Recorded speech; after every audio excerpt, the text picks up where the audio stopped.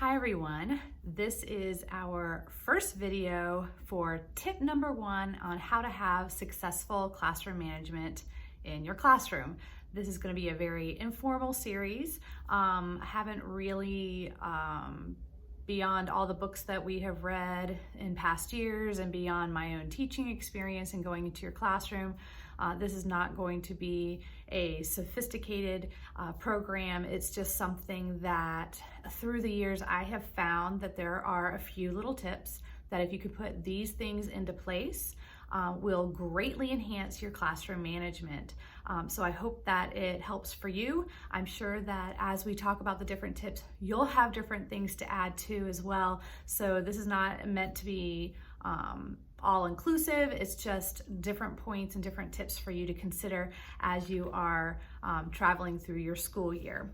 So today I want to talk to you about tip number 1, and I feel like tip number 1 is probably the most important tip for classroom management, and that is checking, number 1, your attitude, what your attitude is and what your focus is, what you are looking at in your classroom to be important.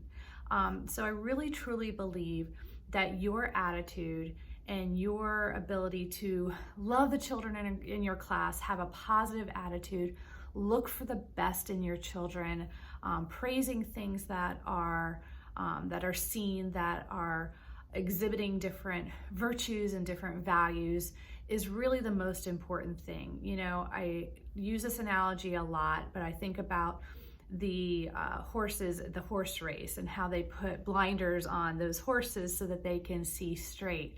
And so wherever you turn that horse's head, whatever they're looking at is what they're going to go towards. So if you steer them towards the stables, they're going to go to the stables. If you steer them towards the finish line, they're going to go towards the finish line. And I think the same is definitely true with us. Whatever we focus on, that's where our heart's going to be also. So if we're always focusing on what children are doing wrong in our classroom and how they're messing up and, you know, just the negative things that are happening in our classroom, that's what we're going to see, that's what we're going to focus on, and that's going to become our reality and our truth, is that we've got a difficult class and they just don't know how to behave, don't know how to follow the rules.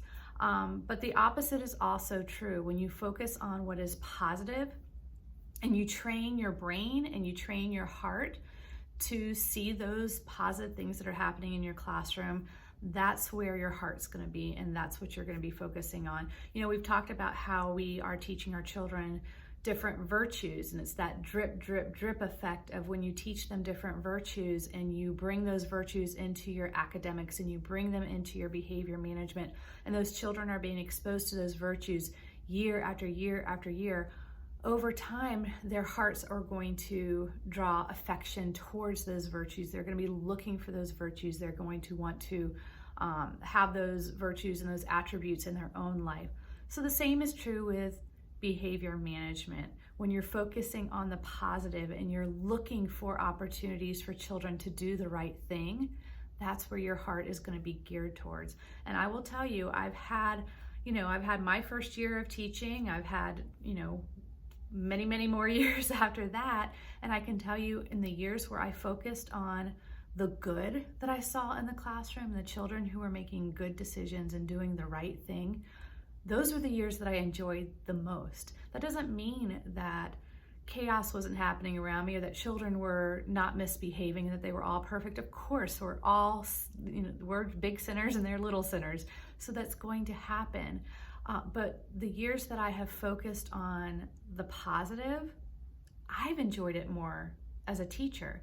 And guess what? When I see them doing things that are beautiful and that are honoring and showing those virtues, and I point them out and I'm focusing on that, it just makes my year so much more enjoyable because that's what I'm focusing on.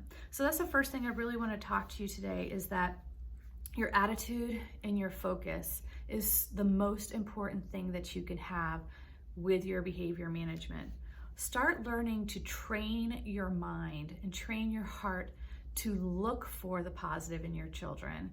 Look for opportunities to praise them. The teacher must exhibit an optimistic, positive, and loving environment in the class. Students who believe that they are loved and cared for have better behavior than those who do not. So when I was teaching in middle school, one thing that I noticed, I had a real rough group of kids, but they knew how much I loved them, and the way that I honored them in my discipline, and the way that I didn't talk at them, I talked with them. Or if I brought them aside and said, hey buddy, what's going on? Why are you struggling in this? Versus talking at him like, hey, you shouldn't be acting this way. It softened their heart to me. It softened my heart to them. And I would have kids who I'd find out later on were getting suspended and kicked out of other classrooms, who were not any problems at all for me, because I reached their heart. I looked for the positive. I expected the best in them. When I didn't see it, I talked to them as individuals and I didn't talk at them. And so having that relationship with your children, children we know will rise to the occasion. We've talked about that in academics, how when you have a very high standard for your students, they will push to reach that standard. And that's the same with your attitude towards them. If I have an expectation that my children are just going to behave in a certain way, and I'm looking for that, guess what? They're going to love me, they're going to feel secure with me, and they're going to rise to that occasion. Teachers must examine your feelings when disciplining a class or a specific student. Never let them see you sweat. That's something that I learned early on in classroom management in my earlier years in teaching, is just never let them see you sweat. I would have times where I would have an entire class of first graders who were just like not settling down, and they were not doing what I was asking them to do. And I'm like, I don't know what to do here. And the first thing that's in my head is, never let them see you sweat. So instead of being like, you guys need to sit down and put your heads down and this is unacceptable behavior, I remember taking a pause and crossing my arms and just looking at them like this. I'm like, I'll wait. But inside I'm thinking, what do I do? I have no idea how to get these kids calmed down. So I just gave myself 10 seconds to think through it. And I just very calmly was like, Johnny, thank you for sitting quietly. Susie, thank you for following directions and for doing the right thing, even when you see people around you who are not making the right choice. You are, and I appreciate you. Slowly over time, then you start seeing the kids go, hey, be quiet, be quiet. And within a minute and a half, I've got all these children who are sitting there being respectful and quiet, and I didn't have to raise my voice at all. Now, do you think that they're going to have a better relationship from me from that experience, or from being yelled at? Like, you guys need to settle down and be quiet, or I'm going to take your recess away. Which do you think is going to give me more long-lasting results? It's going to be those creative ways where I can find and I can praise the children who are making the right choice. I can look for the best. And that's not always easy, especially when you have kids running everywhere and you've got some chaos going on. But give yourself that 10 or 20 seconds to stand in front of the classroom and think. Never let them see you sweat. So I want you to think about that. If you are finding yourself in reaction over behavior, rather than being proactive with behavior, you need to step back and examine how you're approaching the situation. So if you're constantly finding yourself in a situation where you're reacting to negative behavior, you're reacting and their negative behavior is triggering you know how it is when you're a teacher and you're frustrated that something's going on. You've got that, I don't know how to describe it. It's like, that feeling inside. We all have that feeling inside. If you're constantly having that feeling and then the actions that come out of your mouth are out of response to that frustrated feeling you're having, don't you think the kids are going to feel that?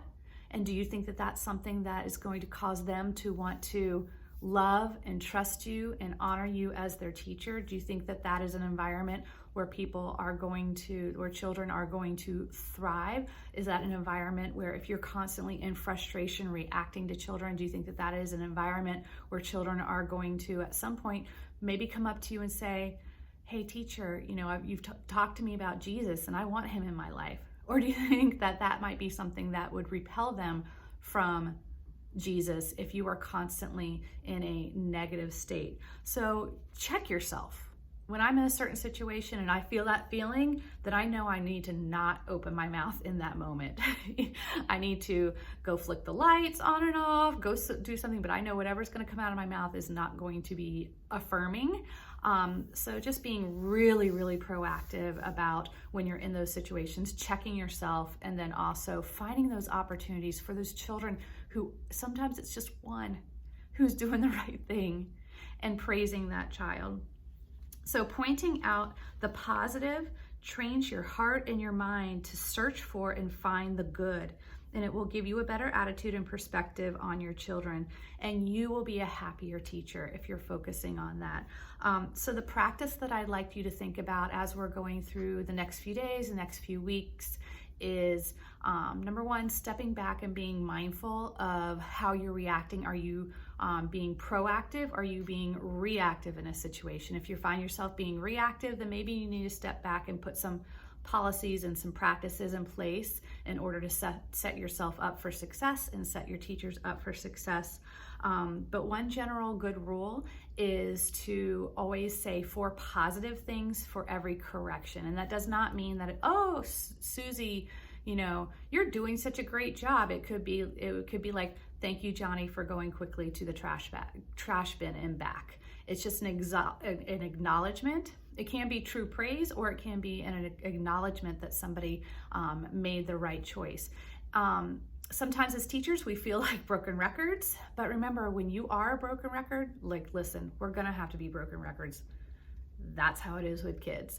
But when we're a broken record, what do you want constantly going into those children's ears? Do you want praise and positivity, or do you want negative?